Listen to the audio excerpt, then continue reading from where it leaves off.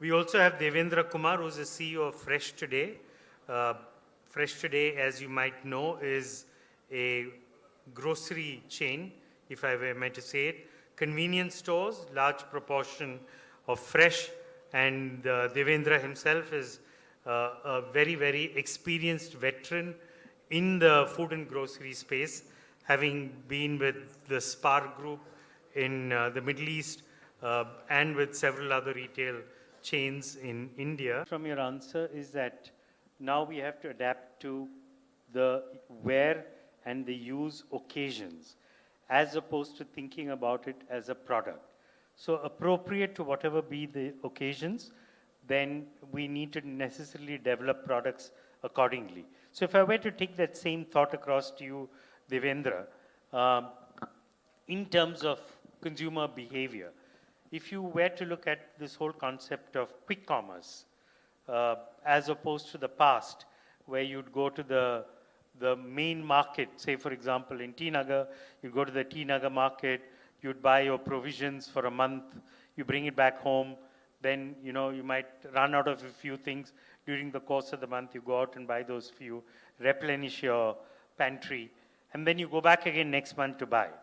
But today, on the other hand, when you look at quick commerce, driven by changes in consumer behavior, what are you seeing for the same category, which is food and grocery, different behaviors exhibited by consumers, and courtesy that, different business models also which are being created around these behaviors. So could you just expand a bit on that? Thank you for this. I represent a young, fresh brand, Fresh Today. We are 3 years in the market. A very relevant question, sir. Before I get to quick commerce, there's a considerable shift on consumption pattern itself. Right from just buying a product, every customer is looking towards functional and health benefit before even buying the product. So that consumer awareness in terms of functional benefits, right from the health, nutrition, and the support what we get, that shift itself is actually changed, and it's a right evolution towards consumerism. Now coming to the channels, the quick commerce, e-commerce, and offline channels. Yes, there's a very quick shift in India, which from a offline retail to on-rail retail to Q-commerce. Yes, Q-commerce would be here, and then, but I would feel it will be very relevant to the categories as of now. But the way it is really taking up space, I feel all the retailers should adapt that channel to reach out to the customer. Because if you look at the customer segmentation, the new age customer, the customer who's having technology driven, who is also tech savvy, these customers would always look at adapting to quick commerce. But yes, quick commerce is a long way to go in terms of freshness, quality, maintaining and meeting those expectations of customers. I think there is a space for that. Coming to the role of technology, and I think a lot of us have seen technology play a very, very important role in the evolution of retail, especially over the last 3-4 years. And for each one of us, it could have been different depending on how we've managed to use technology. Some of us might have used it to move from merely being offline to also getting online. Some of us must have used it for advertising and communication, from being only physical to becoming digital. Some of us must have used it in helping us to be able to manage our supply chains better, or to manage our payments better, or to be able to get more insights about the consumer from the amount of data that we have of what they buy. But how have you seen consumers use technology, and how have you managed to use how you managed to adapt to that in terms of evolving your own business to be able to suit that consumer? So maybe Devendra, if you could just start off. Yeah, very pertinent question for the retailers. Now, if you have to go a little deeper in understanding consumer buying pattern, or consumer purchase pattern, or consumer basket, technology is the right platform to get those deep insights into their buying patterns. So when these customer engagement platforms or CRM platforms or technology in CRM has evolved. So one of the Middle Eastern experience I would quote, we did that RFM bucketing, recency, frequency, and monetary bucketing, and understood about the frequency first, why they're coming, why they're not coming, and parallelly connected that to the customer delight in terms of understanding the pain points in those particular stores, and actually evolved a marketing strategy to market, improve the recency, frequency, and monetary of particular stores. We started as a pilot project with one of the technology partner, and then the learnings were actually taken to other stores to see that the success comes there. Having said that, now from a customer engagement from CRM, we are actually, the world is moving towards customer delight management. So it's just not about engaging. We have to move towards delight because the brand promises are evolving, the choices are evolving, needs are evolving. So we should actually go towards dual communication, right? Just not about we communicating to them, we should also invite them communicating to us in terms of their expectation. So I think so much India has to offer in terms of technology. I only dwelled upon only one part of the topic, but look at AI, look at demand forecasting, which would be major help to major retailers in terms of planning your inventory on time, so that right inventory comes on right time. So I feel a lot of effort should go in terms of demand forecasting, getting your stocks replenished on time, so that there is no missouts.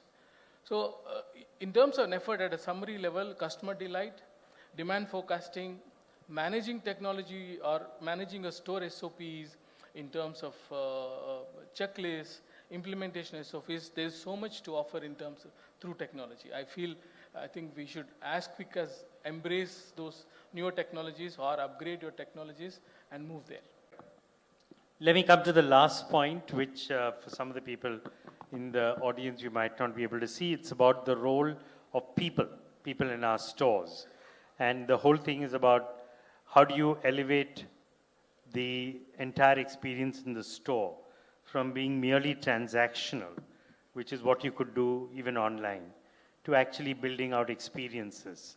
How do you actually deliver value for the customer for the pain that they take in driving, reaching your store, parking before that, and then, braving the traffic all the way to go back?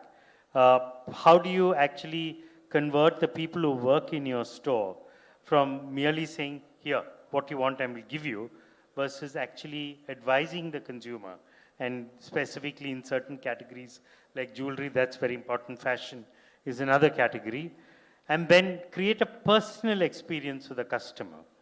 Because you've got the person up face to face, how do you create that personal experience when the person is in the store? So what is the role of people largely within a store in light of a more knowledgeable customer, in the light of a customer coming in with higher expectations, because obviously if it's basic expectation, they could have bought it online, and in terms of the customer coming in for, let's say, suggestions and advice. So maybe if I could look to Devendra first for a category such as food and grocery, and then, Bala after that for fashion. Actually, people and retail can never be separated. The good that you have taken this topic. As I go through multinationalities before now coming back to India, actually the dearth of talent as of now is amazing. And I feel there is large gap in terms of talent in developing the talent. So if you have to really address the new age customer, the customer who is demanding, who is seeking more information, seeking more value, seeking more functionalities, I think as a retailer, we are a long way to go. But we have put up a department where we closely build the talent inside the organization. The competency development is one of my 6 strategies for this year, once we did our strategic direction. So we have identified the present gaps, we have built a team who can address these gaps, and it's online, and it has to be more focused, because the way food retailing has evolved over a period of time versus now is actually, you're very right, it is more information seeking, more questions, more information, more benefit seeking. So if your person, the customer service associate on the floor, he's not well equipped on the information, on the product, on the value, you will not be able to meet those demands. You will be off. So I think first is to having good product knowledge, because he is the representative of your brand, having a good product knowledge onto the CSA. Then be able to equip them and enrich them in terms of knowledge to go and meet the demands of customer is actually pivotal and very important.